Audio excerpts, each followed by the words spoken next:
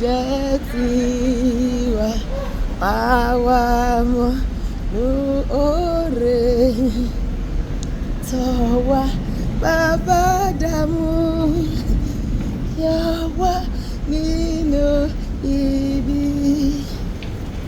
láyé àti lọ́run ká fi ohùn ọpẹ́ Ọlọ́run bàbá ọmọ àti ẹ̀mí mímọ́ tí ó ga jùlọ lọ́run Ọlọ́run kan láìláì táyé o táyé àtọ̀run bọ̀ bẹ́ẹ̀ ló wà ní tìyí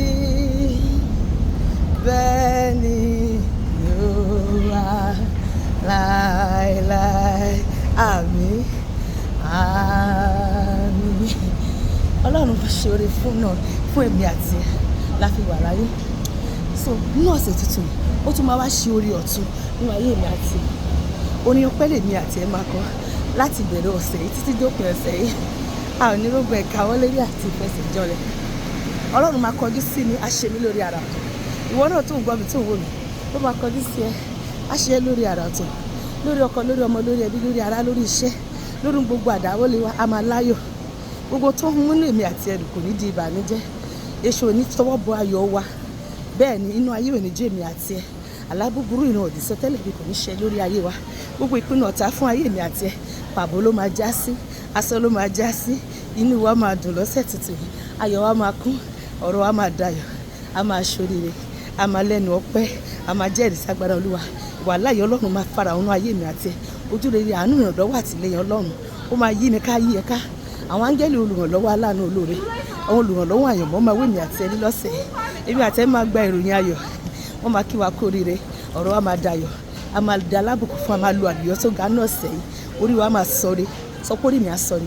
Lọ́sẹ̀ máa gbẹ́ kànga kan omi. Bẹ́ẹ̀ ni ìrì á wá mi rí. Gbogbo ibi tí bá dojú kọ ọ̀nà máa là fún mi. Ọ̀sẹ̀ ayọ̀ ló máa jẹ́ fún mi. Má sọ ọ̀sẹ̀ ayọ̀ ló máa jẹ́ fún mi lórúkọ Jésù. Èmi máa róhùn fáyọ̀ láti dúpẹ́ lópin ọ̀sẹ̀ yìí. Mi ò ní kárí sọ fún ìbànújẹ́, mi ò ní gba phone call ìbànújẹ́, mi ò ní gba email ìbànújẹ́, mi ò ní gba text message ìbànújẹ́. Ibi gbogbo tí mo lára dé, tí mo ta tògbòdì ní àgbáyé, àbọ̀ Ọlọ́run máa wà lórí wa. Bí èmi àti ẹ ṣe sọ yẹn bó ṣe máa ṣẹ́gun nìyí. Lópin ọ̀sẹ̀ a máa padà wá dúpẹ́ lórúkọ Jésù. Àmín.